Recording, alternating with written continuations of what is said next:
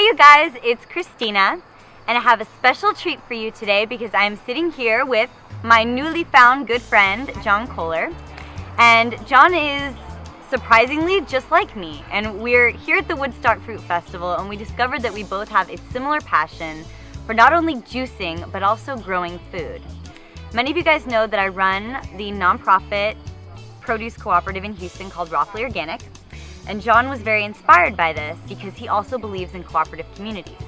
And something we have in common is that he also has a YouTube channel called OK Raw, where he teaches people how to grow vegetables. So we're going to talk about a few things today. Number one, because he also has a website called Discount Juicers, he's going to share with us his top 3 favorite juicers that he recommends for all of us to have. And he's also going to share with us his top 3 easy tips on how to start growing your own garden. So John, would you like to share with us what you recommend juicer-wise, or your top 3 recommendations for juicers? Because people are always asking me what juicers are the best ones. Sure. So basically when you're buying a juicer, you want to get the right juicer for the right job. Everybody has different needs. Like Christina has different bracelets on and stuff, and I know she might have to match certain outfits with certain ones and wear some things for good luck and whatnot. But the same thing with juicers. You know, if you want to juice carrots and hard vegetables, you're going to get one kind of juicer and not another kind. If you want to juice a lot of leafy greens, there's some juicers that juice leafy greens better. If you have a lot of time on your hands, some juicers run really slow and maximize the nutrition in the juice, but they take a little bit longer. So maybe if you're busy and got to go to work, you know, in 15 minutes, you got to have a juicer that's going to be able to juice fast. And I think getting some juice at all that's made fresh in your home is better than none. So my 3 top juicers for you guys are: number 1, the L'Equip 110.5 or 215XL. They're basically the same thing. They're a centrifugal ejection style juicer. They run at a high speed and it kicks the pulp out. And they're very good for juicing things like hard vegetables, like carrots, like celery, like cucumbers, like apples. But they don't tend to juice leafy greens all that well. They tend to kick out big chunks of leafy greens and not get basically the nutrition out of them into your glass that I feel, and Christina would probably also agree, that is so important, the leafy greens. So that brings us into the next juicer, which is the Omega 8004 or 8006. They're the same exact thing, only the color is different. And this machine is a juicer that runs at 80 RPMs. It runs in a single auger. It runs really slow, so it maximizes the nutrition in the juice, and it's really efficient at juicing the leafy greens. The problem is it's actually a little bit slow because it does run so slow. It'll also juice the carrots and the celery and all that other stuff. And it does cost just a little bit more, actually probably twice as much as the other ones.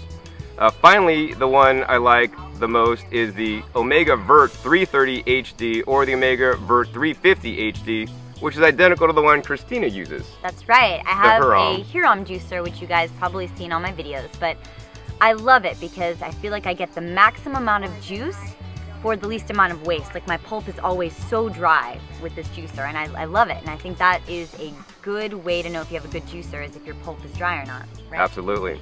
So that's the one actually I prefer and I use the most in my home because it meets my lifestyle and what I tend to juice the most. I like to juice leafy greens and celery and cucumbers and carrots and all kinds of different stuff, and it's the juicer that's actually going to be faster than the one I just talked about, but not as quick as the first one, so it's going to maximize the nutrition and actually get a really high yield, provided you use it properly.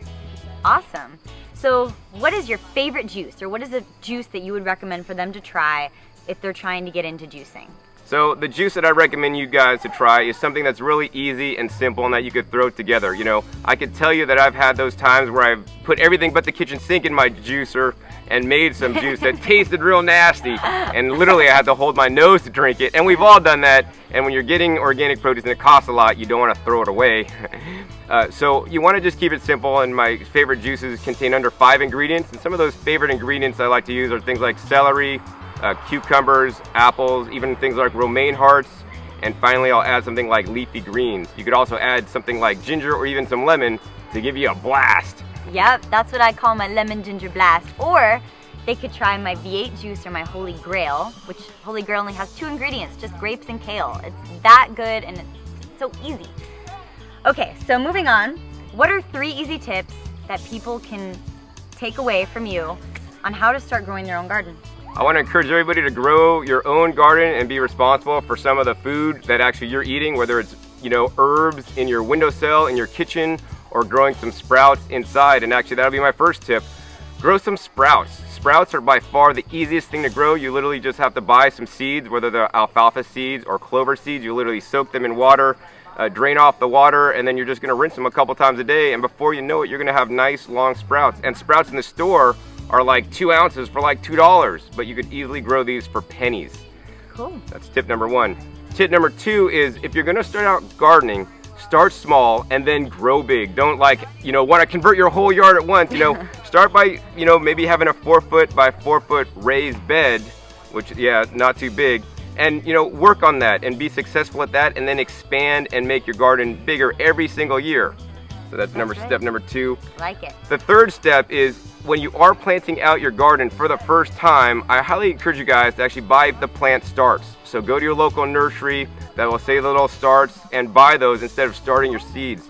Sometimes when you buy seeds, you may get a little bit frustrated because they may not germinate, and then you might feel like a failure. But I want you guys to have the highest level of success the first time. So by buying the plant starts, you're going to have definitely much more success than trying to start your seeds if you've never done it before. Awesome. I love it. Okay, so now all of you don't have any excuses to either start growing your own gardens or juicing. That's right? I think so. Okay, you guys, well, if you're looking to see more of his videos, you can check him out at OK Raw, or if you're looking to get a juicer, you can check out his website at discountjuicers.com. Don't forget to share on this video to help encourage people to start juicing or growing their own gardens, or you could subscribe to Fully Raw Christina. You can see more fun tips and tricks on how to go fully raw, or even more juicing recipes. What do you think? Awesome. All right, you guys, well, we send big hugs, and we will see you later. We were sitting on this rock, and it's like totally in both of our butts. Yeah, that felt comfortable.